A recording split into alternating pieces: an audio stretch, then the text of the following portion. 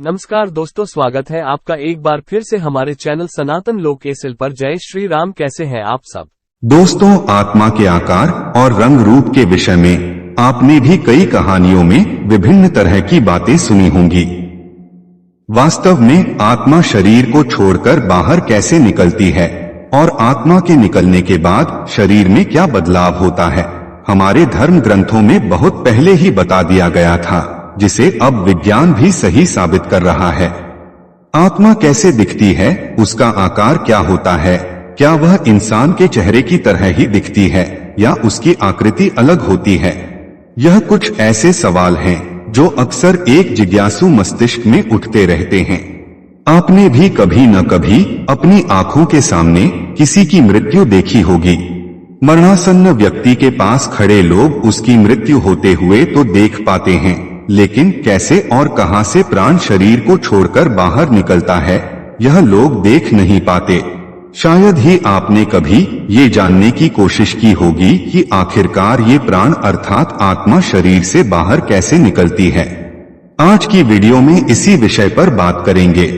Video में आपको इस प्रश्न से जुड़े हर सवाल का उत्तर मिल जाएगा, जिसका वर्णन गरुड़ पुराण में। दोस्तों, मृत्युलोक माया का जंजाल है।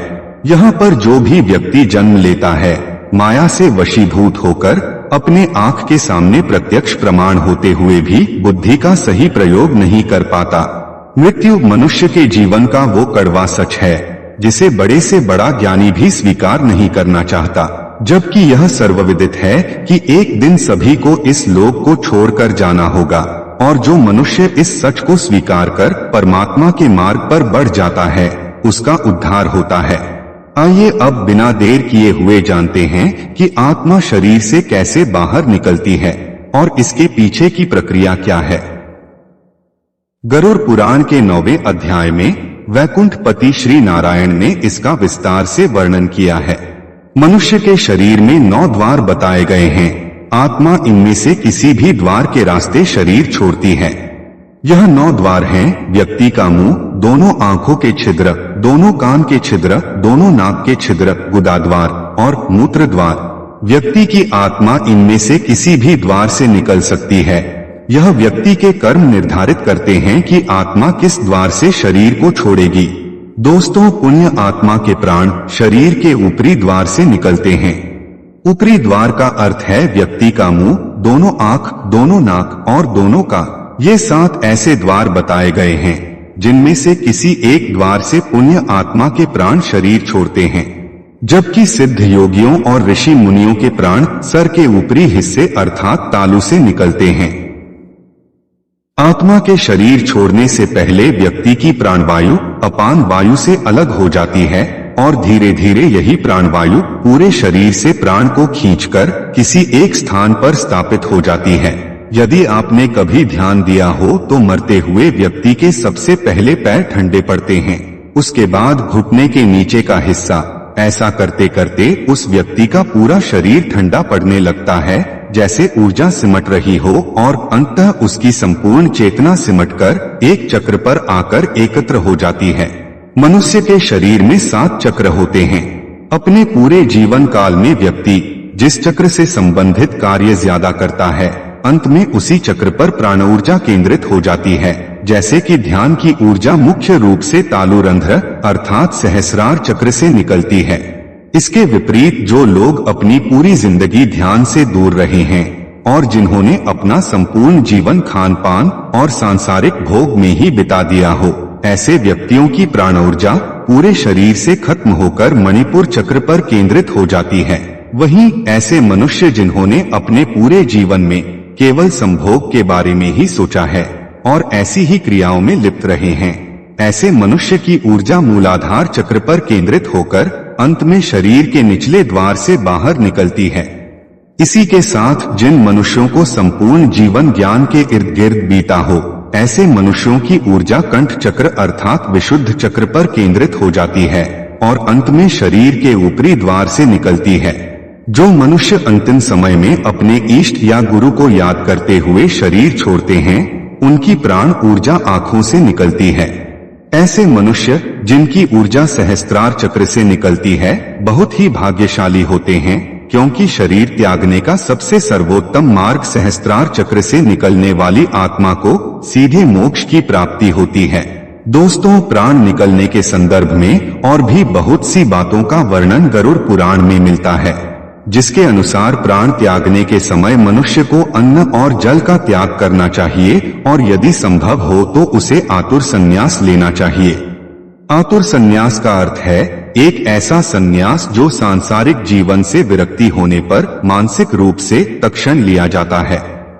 प्राण के गले तक आने पर जो मरणासन्न मनुष्य मैंने संन्यास ले लिया है ऐसा बोलता है, वह मृत्यु के बाद विष्णुलोक को प्राप्त होता है और ऐसे मनुष्य का जन्म दोबारा नहीं होता। जो व्यक्ति मृत्यु से पूर्व कथित सभी कार्य कर लेता है, मृत्यु के समय ऐसे व्यक्ति के प्राण ऊपर के छिद्रों से सुखपूर्वक निकलते हैं।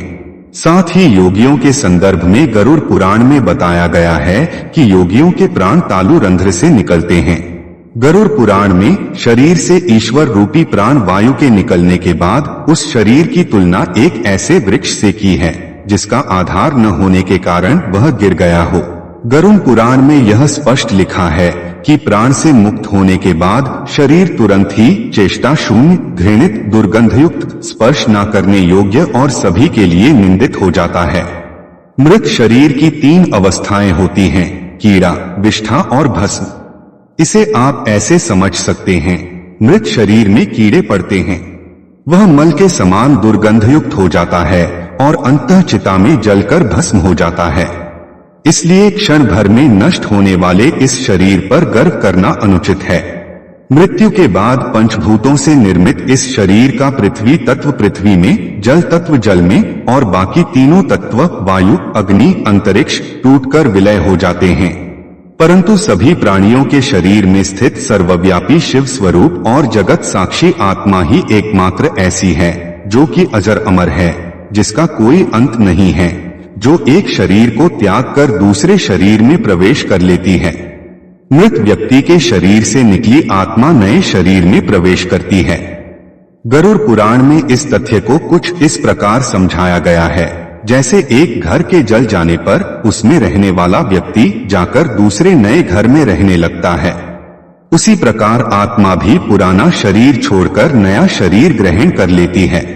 पुण्य आत्माओं को लेने स्वर्ग से देवदूत अपने विमान में आते हैं। धार्मिक और बुद्धिमान लोगों को ये देवदूत जीवन काल में किए गए कृत्यों के आधार पर स्वर्ग ले जाते हैं, जहां देवी देवताओं द्वारा इनका स्वागत किया जाता है।